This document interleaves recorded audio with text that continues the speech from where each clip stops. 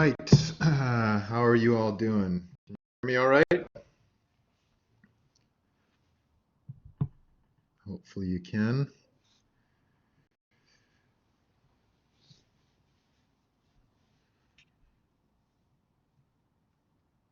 Cool. So, welcome to the show. So you'll notice we had quite a few people so far already.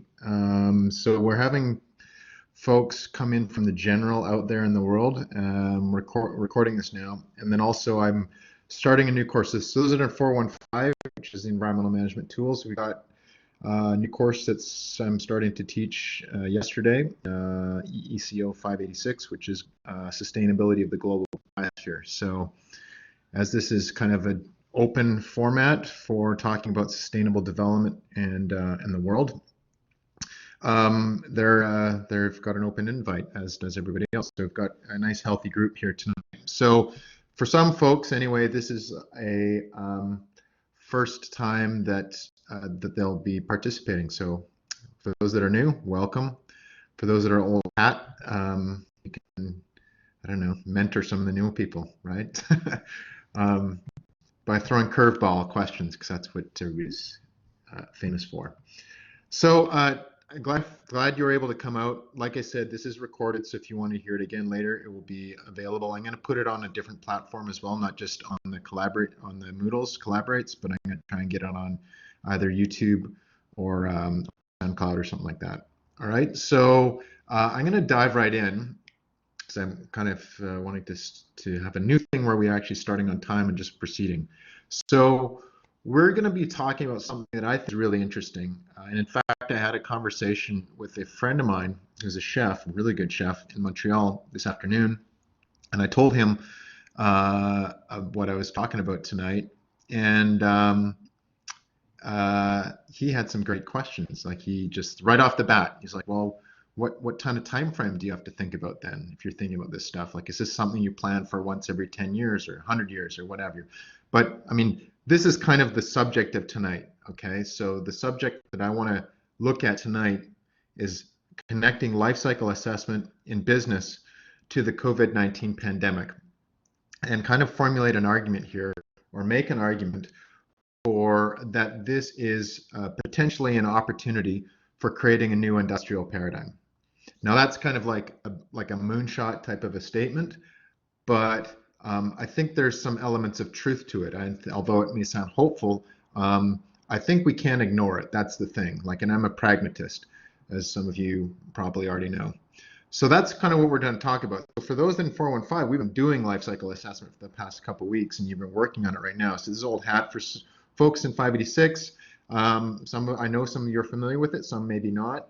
And for anybody who's out there in the world who's jumped in on this, maybe life cycle assessment is new for you. So regardless, I'm going to just start with the basics, and then I'm going to go through, and I'm going to end up with where we're at today, okay, and what I think the implications are. And for those that are new, the format is this. I'm going to talk about stuff, and I'm going to share some links as we go through the chat box. Then feel free at any point to pose a question. You know, and I might stop and answer it, or I might just say, hey, I'm going to wait and answer that in a bit. I like to have a block of time at the end where we have a discussion, okay? So if you have something that you have to ask right away, go for it. And I may just say, okay, we'll get to that. Or write it down, and we'll get to it during the discussion, okay? So at time-wise, I'm going to probably shoot for about 20 to 30 minutes of just going through this stuff. And then I'm going to keep as much time as possible for just discussing what this is all about, because this is a special one, because I think this is like a really important thing we need to start to think about now, and not like after. We need to think about it now, because we're in it, and we're going to have to come out of this, and we're actually starting to come out of it in some ways. I think we're past the shock, but what's next, and what does this mean for a lot of different things that we're not even dealing with right now, which, for most of you who are in these courses, you are fully aware of, okay? So first off, life cycle assessment. Now, those in 415, you know what that's all about, but really what it is it's a factual analysis of a product's entire life cycle in terms of its sustainability. and not just a product necessarily. You can look at that in terms of a service as well, but typically it's done on products. Okay, so you use this kind of methodology or process for evaluating the environmental impacts of something, usually what you're creating a product, from cradle to its grave, i.e., from when you conceive of it through to its end of life. Okay, so in general, there's 4 stages that are defined, at least certainly in the standards. The first stage is establishing a goal and scope. So, like, what are you trying to do, and what are the limitations of that? Now, this is a really, really important stage, speaking from personal experience, because you can like do a life cycle assessment of everything, you get lost pretty quickly. So, those that are doing this assignment right now, I mean, you get that, right? If you just go and we're going to do a biggest life cycle assessment of a car, then you're going to be working on that for a long time, right? So you have to define specifically what you're working on and then define some boundaries around that. The second component is an inventory analysis, the third, impact assessment, and last is the interpretation of what you've come up with. Okay. Now, when you're doing the goaling and scope, it's just basically defining the system boundaries. The inventory analysis is where you kind of like, I like to draw this stuff. So I'd say, like, here's the problem, here's a little box, and this is probably the engineering background in me. And then I want to draw the inflows and outflows, right? What are the environmental inputs and outputs that are associated with whatever you're producing or the service that you're giving? So these could be things like raw materials, they can be energy, they could be things coming out like the waste streams or the pollutants or what have you. But you have to define these things, and there's a lot of different kind of aspects you may need to consider depending on what it is in fact you're looking at. So, like in the example of using looking at a virus or something like this, like a kind of health impacts, the parameters are quite a bit different, because you would have different goals. You'd say, looking, well, what are the potential impacts of health impacts of what we're looking at here, not just the energy input and output. Okay, so that all comes in when you're doing the scope and the definition. And then when you do the inventory analysis, that's when you're actually tracking this stuff to looking at system model. Now, step 3, the impact assessment, often called the LCA, the life cycle impact assessment, is where you actually classify the environmental impacts. You evaluate them by what is the most important to your organization. And then you kind of translate those into different major thematic issues that you're trying to wrestle with. So, like, you could be global climate change if you're looking at carbon. It could be potential human health impacts if you're looking at carcinogens in the environment, for example. But the idea then is to like kind of take those parameters that you've been outlining in stage 2 and say, well, what does this mean for these different kind of major issues? It could be policies, it could be legislation.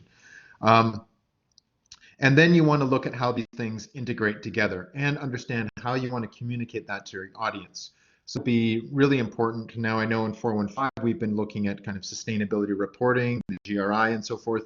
So your LCA, in that case, you'd want to align it with what you're reporting on. So your audience there would be, well, we're doing a corporate report to track our emissions or whatever kind of parameters we're looking at. Whereas if you're looking at this from a policy standpoint, it might be a different audience that you're trying to look at. Now, I deal a lot with government stakeholders, national governments and international government organizations, and they're different. Like their indicators are different, their audience is different, their objectives are different. And I have to think about that when I'm writing, like tonight, I'm writing a report for the UN, and really the audience is quite a bit different and their priorities are different. So that will come in stage 3. And then lastly, in the interpretation, which kind of flows out of that, which is when you look at whether or not what you've drawn out from this LCA, are these well substantiated claims, or the information, does it make sense? So this is kind of like, in some ways you say fact checking, but you say conclusion checking. So you want to look at another of tests and checks where you look at whether or not you adequately had good quality data, or whether that data and the procedures you use for gathering it actually speak effectively to those indicators. All right. And then based on that, you may want to put like certain error bars or thresholds of probabilities on some of these things, depending on what you're looking at. But you certainly want to use some sort of standard, right?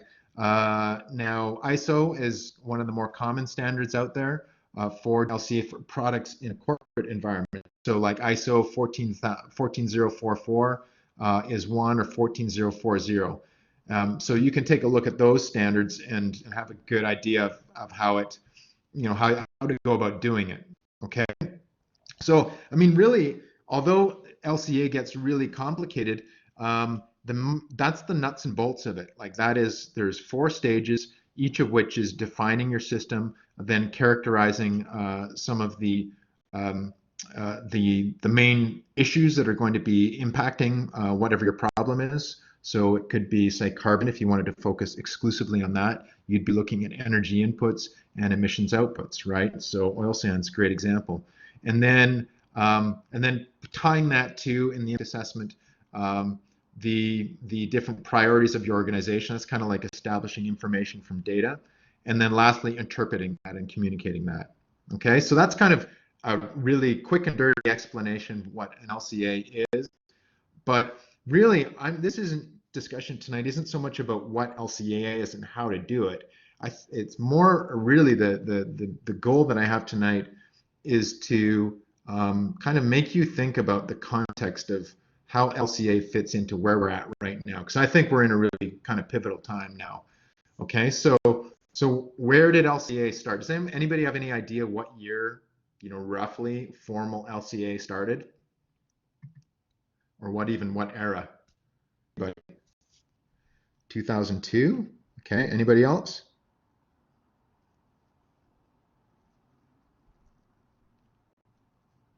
83, David. Okay. Anybody else? 2 more guesses. That's a no and a no so far. 2 more. Steve. Yes, I knew Steve was going to. 1990. No, Steve. It's a great era for music. The 90s, fantastic grunge rock, but LCA did not start there. Well, okay. Fair enough. Jenny, correct. That's when Cradle came out. But guess what when it started? 1960. Believe it or not. Yes, exactly. Yes, exactly. Around the Industrial Revolution, right? So why do you think that is? So why did it start around then? Like, why would it make sense around that era? What was going on there? Any ideas? Huge change in lifestyle. That was it. Ah, Steve got it in a typical Steve way. Yes, it was the hippies, kind of, in a way. Heightened environmental awareness. Yes. Basically, that is the era. Now, there's a lot of people that will call it different things, like the new transcendentalist movement of like the Henry David Thoreau philosophers and the hippies and so forth. But really, in the 60s and into the 70s, that's when the kind of the world woke up to the environment, right? More or less. So all of us have kind of a general understanding of environmental history, Silent Spring, but particularly in the 60s, it was a very interesting era because of resource scarcity, right? At that time, there was some very significant concerns about the limits to growth, right, in the late 60s and into the 70s. And it was largely about energy, so oil. And there was concerns about whether or not we would have enough energy going into the future to sustain us, right? Gasoline prices, but that was a function of the energy crisis, right? So all in the 1960s, that's when this whole like this kind of the global movement for understanding sustainable development started with resource constraints and also population growth, right? So for those of you, are you familiar with the Ehrlichs? Ehrlich, I think that's how you spell it, Ehrlichs. The population explosion or population bomb. So the Ehrlichs were population ecologists, and they were some of the most prominent thinkers at that time about what's going to happen to human population, right? Do we have enough resources on the planet to sustain a population that's growing at the rate it is growing, which we did not in food for sure. Club of Rome, right. So this is where it all started. And the Club of Rome, I think, was started in the 60s. In fact, I met them a month ago. They're still around, the Club of Rome. I met one of their VPs in Abu Dhabi in January. And they are still functioning. She's great and a wonderful woman. I'll send you a link to her bio. And they're still doing their thing. They're a little kind of behind now, I think. But, anyway, it started then, right? And that's when you had publications like this one, which I will send out right here. Boom. Limits to growth. That's a classic one. Okay. These are the ones that were like the studies that we're looking at. Okay, well, can we survive? Is what was really the question there. Do we have enough stuff for us to function? So these were modeling studies started at this point in time. We're looking at projected estimates of demand for raw materials based on population growth. That's really what started LCA, was looking at a macro scale, right? They weren't looking at, oh, well, let's look at the life cycle of this little can. They were looking at the human species. And do we have enough stuff from now until the future based on our current consumption patterns to sustain ourselves, which in itself is a life cycle assessment, but it's an LCA of the human species. Interesting, no? So in 1969, 1969 was the first, at least one of the first documented experiments or studies that looked at a life cycle assessment of an actual beverage container. Okay, so it was in 1969 that researchers for the Coca-Cola company, it was Coke, that did life cycle inventory analysis in the US and looked at different beverage containers to determine which had the lowest releases to the environment and the least affected the supply of natural resources. Looking at the quantification of raw materials that goes into Coca-Cola cans and the fuels used and environmental loadings from the manufacturing of these. So Coke was one of the earlier ones that looked at this, and this isn't a new thing. I mean, they're still doing it today, right, with some of their new and innovative packaging. We're in plastics now, but we have to think about some other things. So that is really started in the 60s and led into the late 60s. And following that, we had kind of methodologies then started from that. An idea, macro idea, then through to looking at actual kind of research that was done, like on a product like Coca-Cola, but then methodologies came out. One of the most prominent ones at that time was called REPA, Resource and Environmental Profile Analysis. And that was the standard in the United States. And in Europe, it was called EcoBalance. Okay, so those would probably be equivalent. I haven't used those ones. I presume they're equivalent to like a ISO 14040. Same kind of idea, or cradle to cradle as well. Okay, so from 1975 through to the 80s, as the interest in comprehensive studies waned and the oil prices started to kind of like get under control, the shift in perception or the shift in concern was less about energy and raw materials, like have enough energy to whatever, produce cars, because that's really what drove it to start with, was energy. How much energy and raw materials will we use for producing stuff? Do we have enough, right? Can we quantify that to plan, right? That was the issue all through the 60s and 70s and the oil crisis and so forth. But in the 80s, it started to shift more to human health and more to hazardous and household waste, okay? It wasn't until 1988, around 88, that solid waste became a much bigger issue. So if you remember, I mean, I was a kid at that era, and recycling started to come on at that point in time. Like, you didn't have blue boxes. I mean, that's when blue boxes, I think, started. Really, I don't remember recycling up until that time. And so it was solid waste and concerns about solid waste that really started to kind of influence then what LCAs were used for in the 80s. And it was LCAs emerged as a tool for analyzing then the impact of production on solid waste production, like production as in products. And that's where you started to get more methodological improvements, because people were looking at LCA as a method for assessing, efficiency and conserving waste products, which is more of what we think of it today as, right? And then in 1991, so there were some concerns about the inappropriate use of LCAs at that point in time from a marketing standpoint. So I guess it was kind of like the Wild West, where you didn't have standards and then people were just kind of claiming that this was this or this. That's when they started to, it was actually, you had state attorneys in the United States denounce the use of LCA, and that then made a push for standardization. So in around the late 90s through to the 2000s, that's when you started to see well, like in through to 2002, LCA methodology be formalized in terms of an ISO standard. So I think it was, it's somewhere around early 2000s that the 14,000 series of ISO standards was formalized for LCA. Okay. Now, about this time, well, actually, even a bit earlier than that, this is when we saw that Coca-Cola jumped onto this, but another company was deep into this. And in fact, when I started studying this a long time ago, this is the one that we always used to refer to, which was, anybody know what this company is? That was in the 80s. It was the company that became famous for LCA. Which company am I talking? I'd say I'd give you the first letter, but that would give it away. Okay. What's a good hint for this? I can't give it. Apple, no. Close though. Same area. Technology. There's your hint.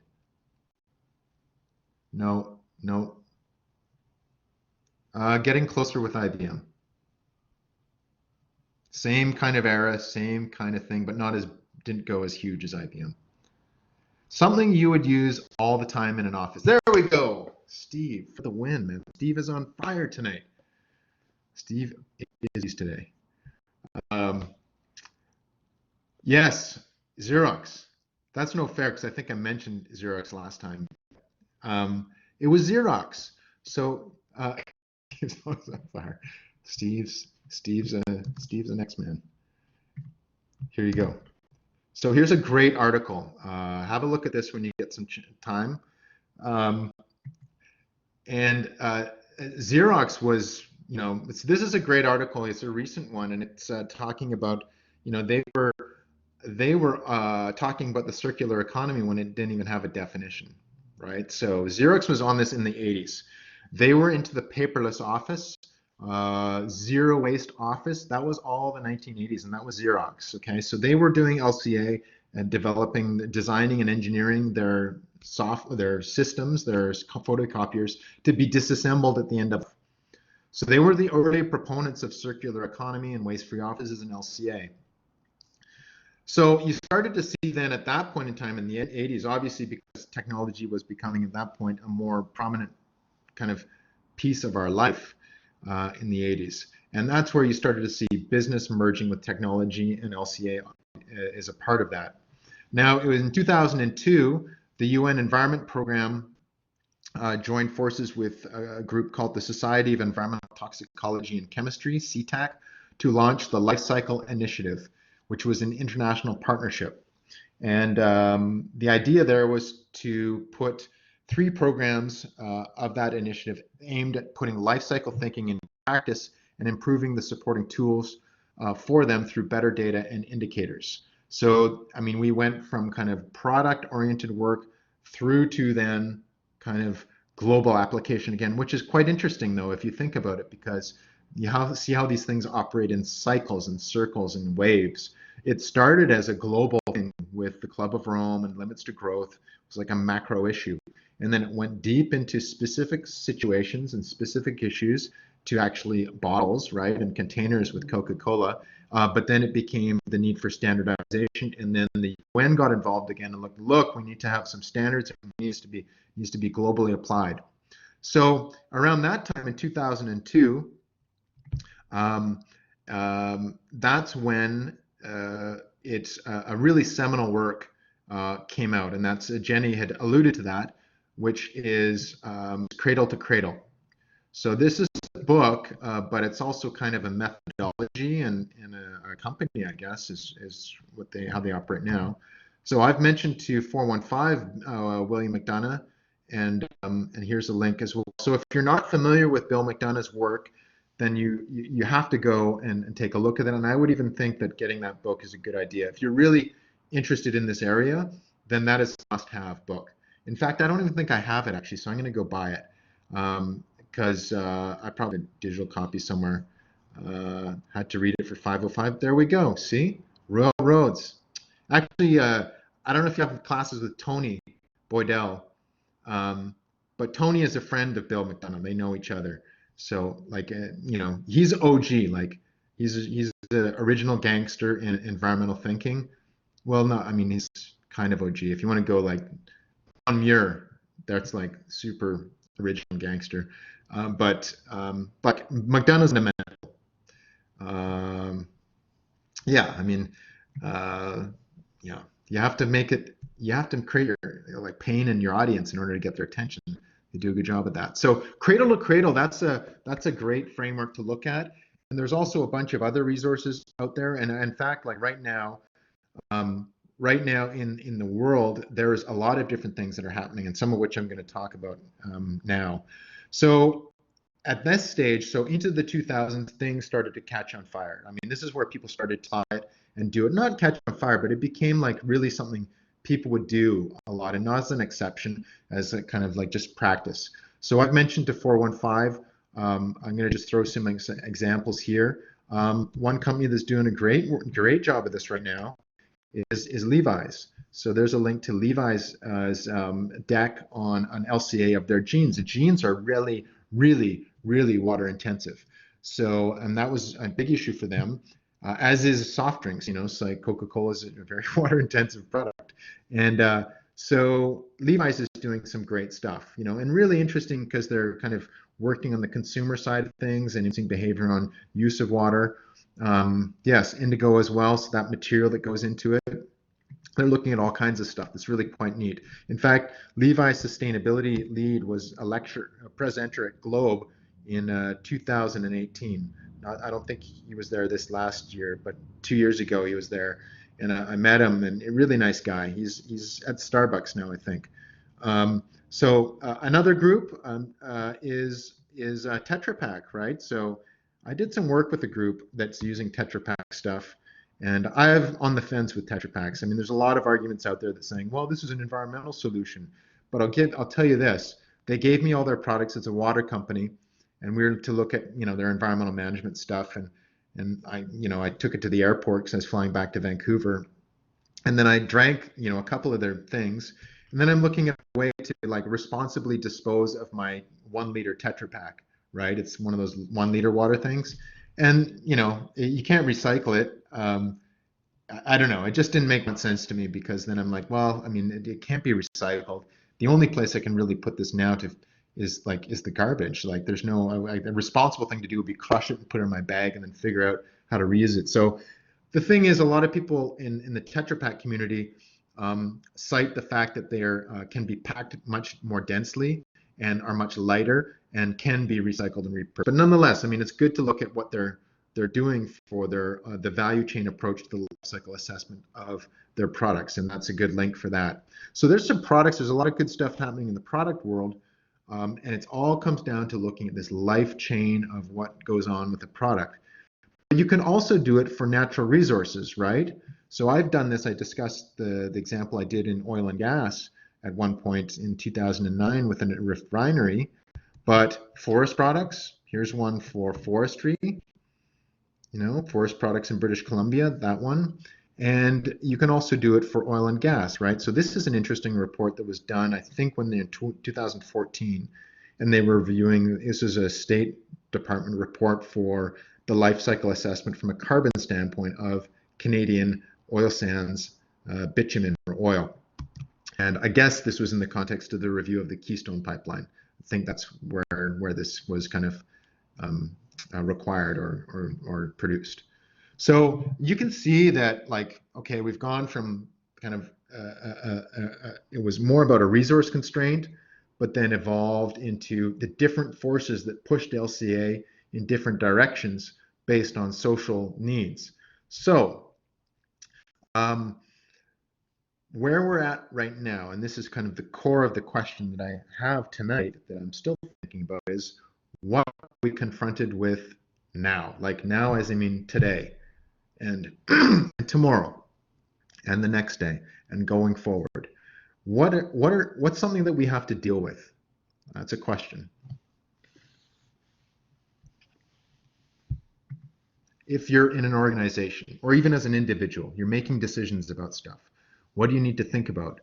What do you need to think about today, this morning, when you get up, right? And when you go outside, what are we doing? in our minds constantly.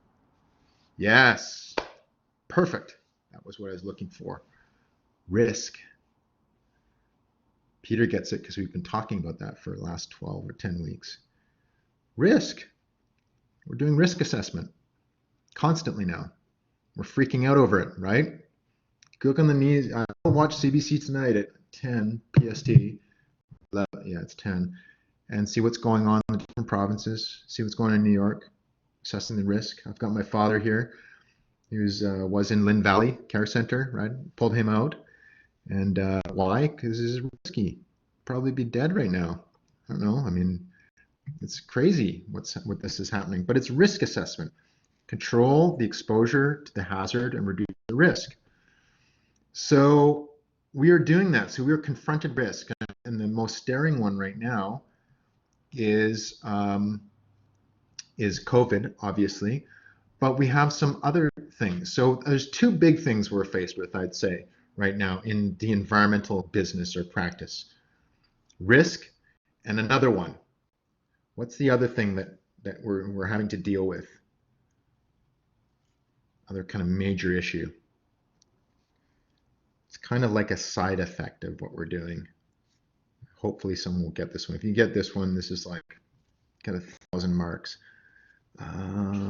Is a global economy more risky than a regional economy? Nah. Prioritization? No. Okay, I'll give you a hint. It's an economic term that I've mentioned before in the other class. It starts with E. It's an economic term that starts with E. If we're doing something in a transaction, what are some things that come out of that? Starts with E.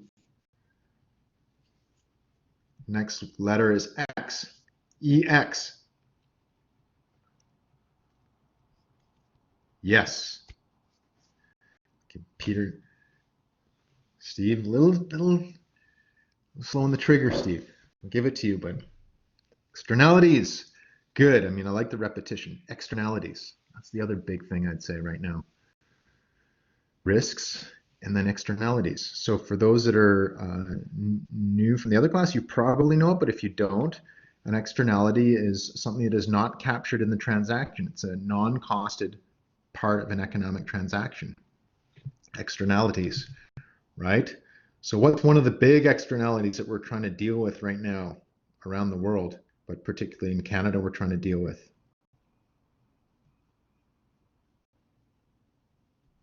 What's a big one? So much so that we're trying to price it. And yes, carbon emissions. Steve's on fire. So carbon emissions. So the externality, the emissions that are created from our transactions that are not costed. That's an externality. It's an externality because it's something that is an impact outside of our kind of economic transaction, like driving, for instance, that doesn't have a cost. It's free, right? Yet it has an impact.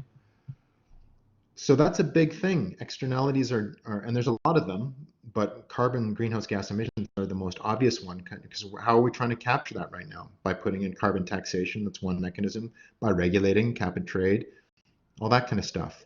So risk and externalities are two of the big things that we're dealing with across the board, okay, I would say. So, so how do we then fit this with life cycle assessment? Like, what role does life cycle have in this process?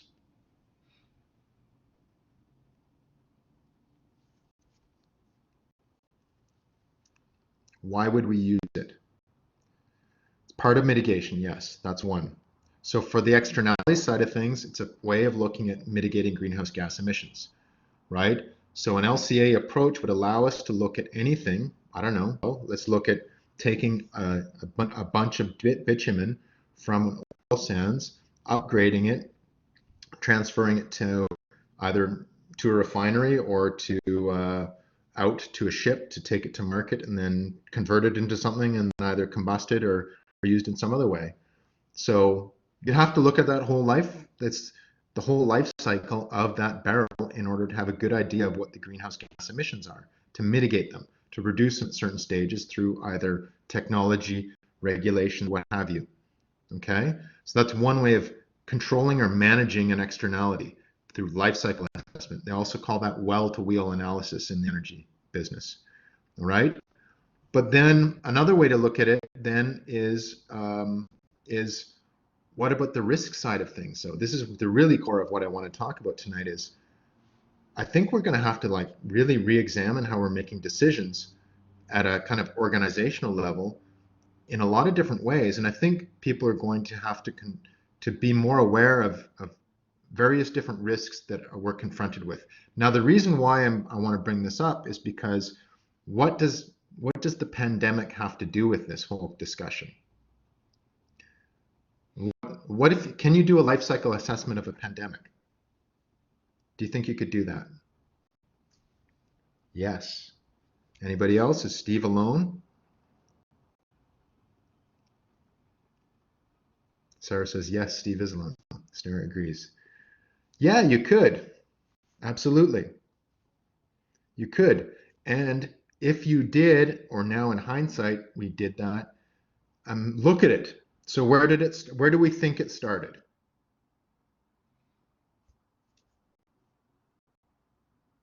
Wuhan, exact, in China. In what?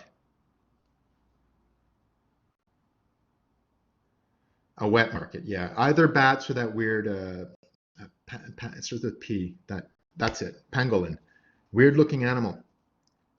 I mean, something that would be relatively innocuous, right? If I were, traveling in Thailand or whatever, which I've been to Thailand before, and you see like weird ants and markets and all kinds of, anywhere in Latin America, you see kind of that stuff. But something as seemingly as innocuous as a commercial transaction in wet market in Wuhan has essentially kind of put the global economy on its knees, right? So I think this is showing us that there are, I'm not saying we could predict how that would go, but there were people aware of that problem. And there's a lot of other different problems right now that I think are not being considered that we need to think about considering in order to kind of be aware of what potentially could happen if we don't manage and have some contingency planning. So some other things that we might want to think about then, yes, we can do a life cycle of a pandemic. We're seeing it unfold in front of us right now and how to attempt to manage that. But what are some other things we need to think about right now from a strategic standpoint that we need to use that similar type of thinking, like from either it's a policy or an organization like an agriculture company or an energy company or what have you? What are some things that you would have to think about in that to like from a life cycle standpoint to look at where you might be vulnerable and so forth? What are some examples?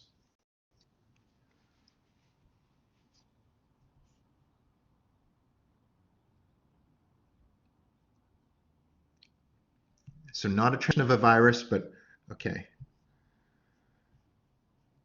Supply chain, sure. It's your supply chain, but what might drive your supply chain? What might impact it? Resource accessibility, yeah, but natural disasters, droughts, climatic variability, floods, right? These are the things. Yes. Well, yeah, okay, these are all good comments. So Jenny, doesn't that drive or virus starting just bring to certain the volume that's current? Yes, it does. But it's bringing the idea of vulnerability to, I think, I'm hoping that it's going to bring the idea of vulnerability to the forefront for those that are in decision-making positions. And you, as people that are a part of decision-making teams that are having to like going forward, look at, okay, well, if we want to be resilient, which is a good comment that Sarah made, what is our definition of resilience? What are the things that we need to be aware of? How do we plan and what tools might we need in order to do that? And I would argue, my argument tonight is that LCA is going to be part of your toolkit. Okay? That's, I think, the biggest takeaway is I think it's important to think about that. Whatever what you're doing, it may vary. So some of the things that Chris, resource accessibility for sure. There's certain things that might impact your resource accessibility. So like if you're producing T-shirts or what have you, you have to look at, you're doing an LCA of all the resources you use to produce what you produce. Water, energy, cotton, rubber, what have you, right? So for those in 415, we're looking at that, and I've given you examples of Puma and companies that actually do this right now. But there's some other things as well. So like human catastrophes, economic inequality, I think is something we need to think about, and from a kind of a macro standpoint and a policy standpoint.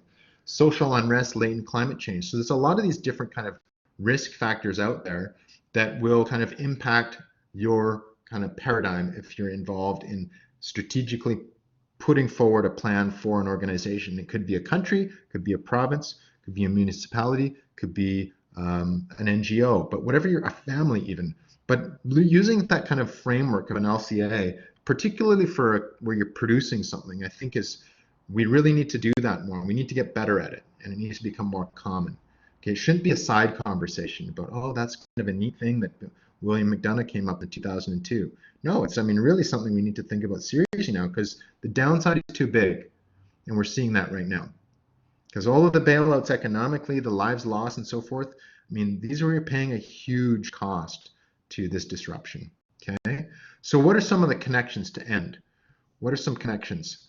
So an article came out. Now it's really interesting that one of the things, like for COVID-19, for instance, this article came out, I found, and this is written by Christiana Figueres. She's one of the co-authors, and she was the former executive secretary of the UN Framework Convention, UNFCCC Framework Convention on Climate Change. She's great.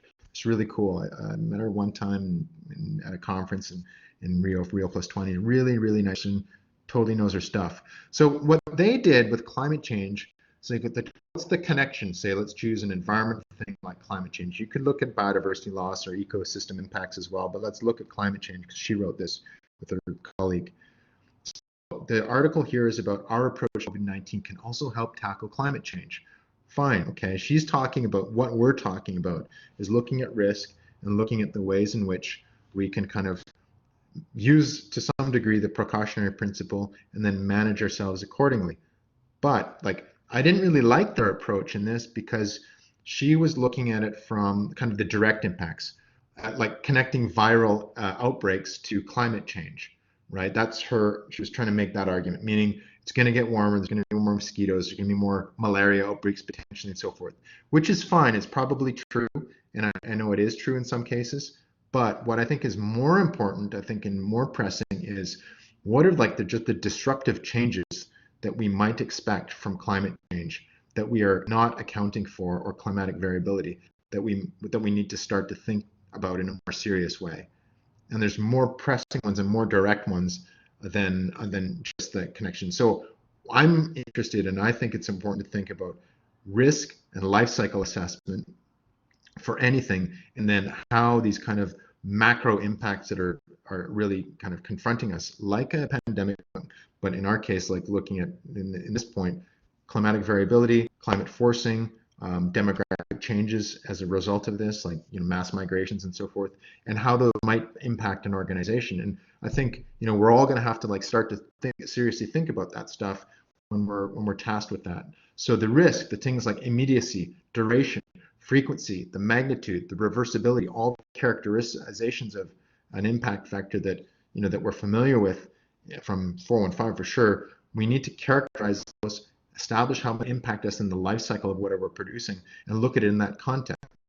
And in fact, if we were to do that, we're probably missing a lot of the vulnerabilities. And this is the core, because what we're experiencing right now in the world is like we got blindsided.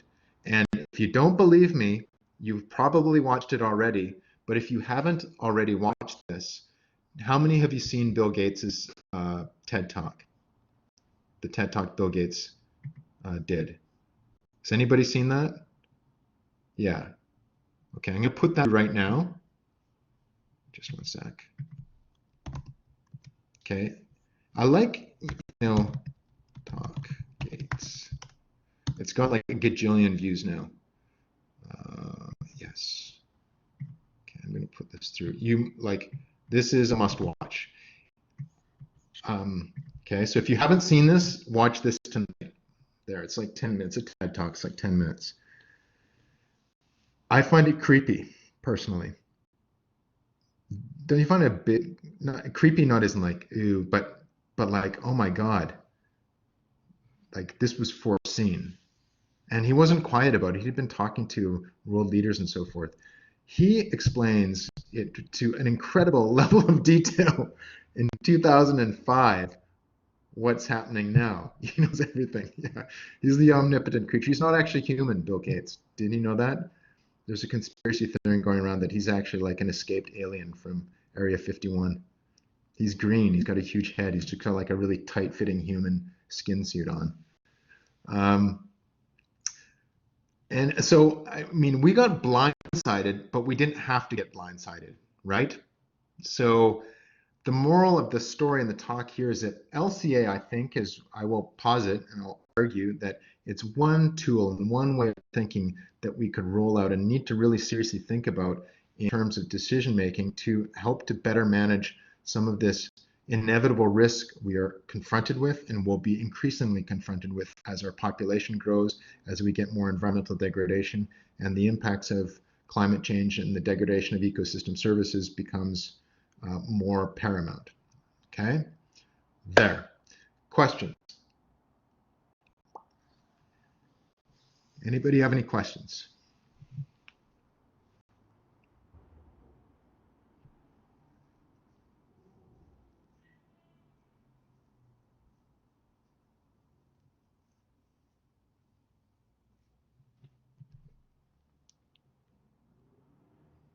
Has any, has any excuse me, has anybody done this before?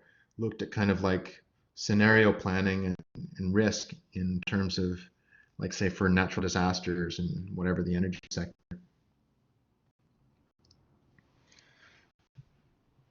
Thoughts on how globalization changed? That's an interesting one. So, Chris is first. That's a good question. I work in climate and resilience planning. Good. And we work directly with municipalities to conduct community-based vulnerability and risk assessment to projected climate change, which I guess based on.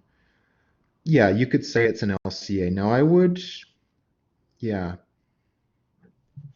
I think you'd have to like kind of localize a specific issue on an LCA, like in that context. You could say that, but I tend to look at it like, say, well, in that place, I would look at, say, you're dealing with agricultural producers, right, in that community. You would then do an LCA and take your outputs from the modeling work that you're doing and the vulnerability and risk assessments. So you're doing projected climate changes. You're going to do 2025, 2050, 2100 downscaled model outputs, presumably, and you're going to have to sit with the agricultural producers or any kind of like natural resource users and say, look, you really need to consider, I think, from an LCA standpoint, what you're doing right now and how that might be impacted going down the road from what we're presenting to you. This is the kind of stuff we do with flood risk assessment with my team in the Caribbean and so forth. Globalization. So yes, I would say so, but I would at a broad level, yes, but definitely specifically when you're dealing with specific stakeholders, they need to take the data that you're giving with them and operationalize that in their strategic planning. That's what I would can definitely advise them on. Thoughts on how globalization might change. That's interesting. Now, I don't know. I mean, I've obviously kind of thought about that for a while, but there could be. There's a guy named what's his name? How the World is About to Get a Whole Lot Smaller. Do you remember that book? It was about 5 years ago, I think. He was the former chief economist of CIBC. I forget his name. He's an economist. He knows what he's doing. But he wrote a book called How the World is About to Get a Whole Lot Smaller. And his main argument there was that the impacts of cost of energy would be through kind of scarcity and so forth. Ben Tal? No. Here, just let me get it. I might as well put it through. I forget his name. He's Canadian. Just one sec.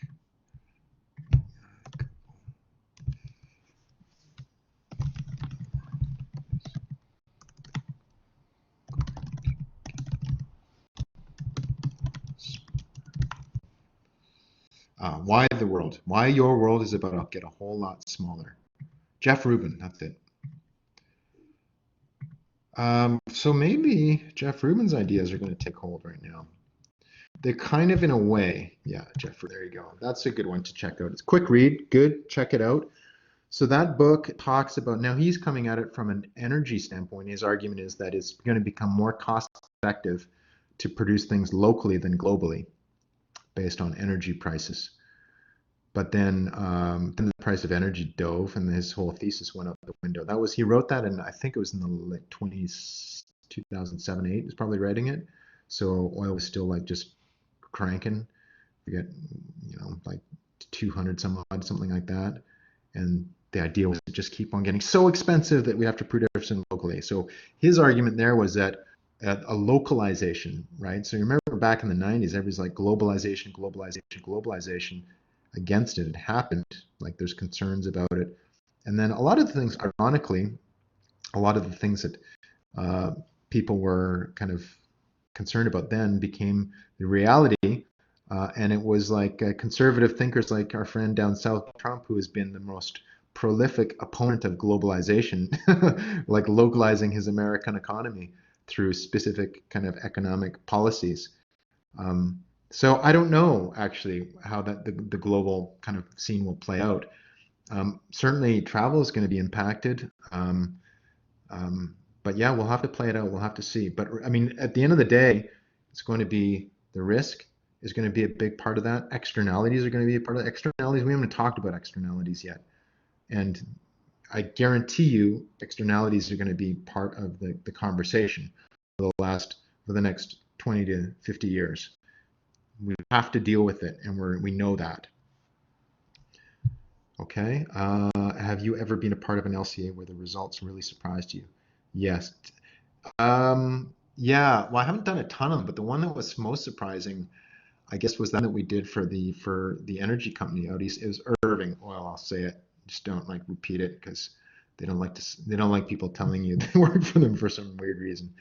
Um, and we did a LCA for them and looking at the carbon impacts of like a green initiative, right? The carbon impacts of a low carbon fuel standard. That was a life cycle assessment of that, whether it made sense. And guess what? The results showed it didn't make sense for them. It was carbon intensive. Renewable fuel policy was carbon intensive as opposed to carbon saving. It was a surprise. So that was one case. Another one did one for the British government for for fabrication project we did, and just you find out that all the stuff that we're kind of buying from the United States actually came from China. When you the carbon impact of all the transportation was huge, right?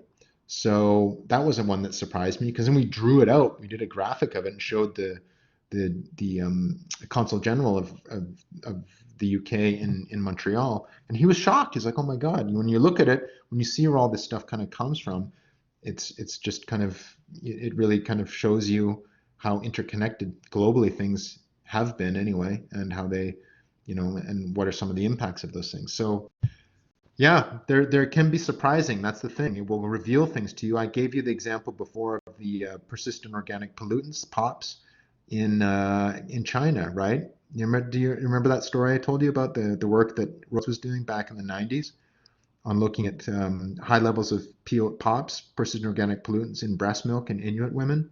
Do you remember that?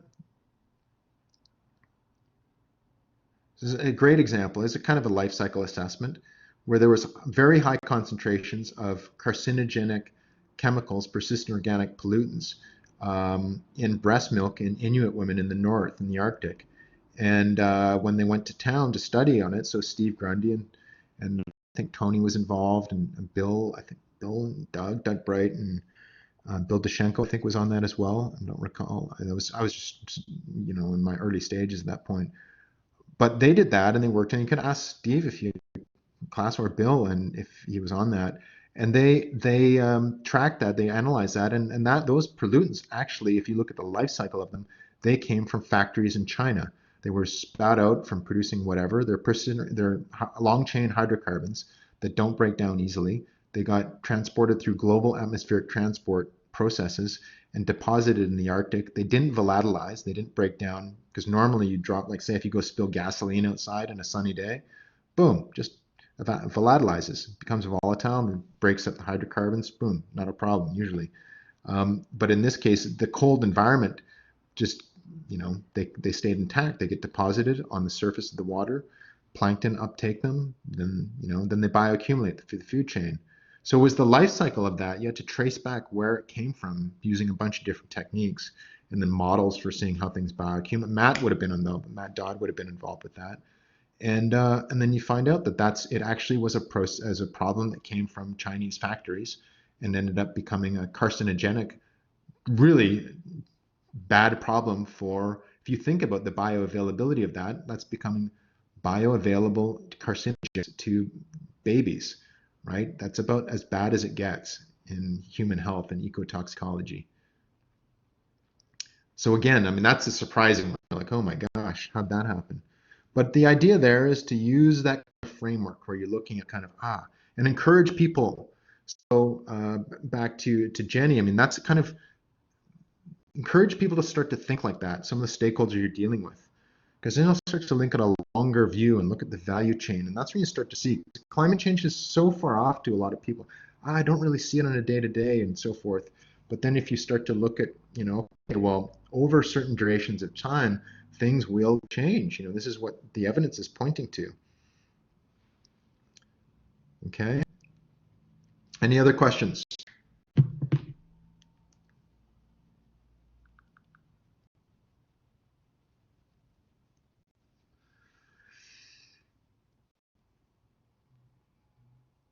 All right. Well, good session. Hopefully it was somewhat useful for you. There's some good links there. Again, this is recorded. I will let you know where it's going to be put. Those in 415, it's just on your BB Collaborate, but I will download this and I will upload it either to YouTube or something like that so that everybody can get access to it. And I think it is when you get the comments in there as well. It's recording the messages, recording messages in this chat. So the messages are recorded as well. So that's good. What happens with us? No, we're breaking up. It's over. I'm kidding. Yeah, if you want, I think I'm going to keep on doing this. And so I will send out an invite with a bit.ly link that you can log into, probably as a guest or what have you. I'll figure it out. But yeah, I'll keep you in the loop. I'll keep everybody in the loop and we'll keep on going. And I'll make sure I come up with relatively interesting stuff to talk about each night. We're having like a big party now. So we've got to end this.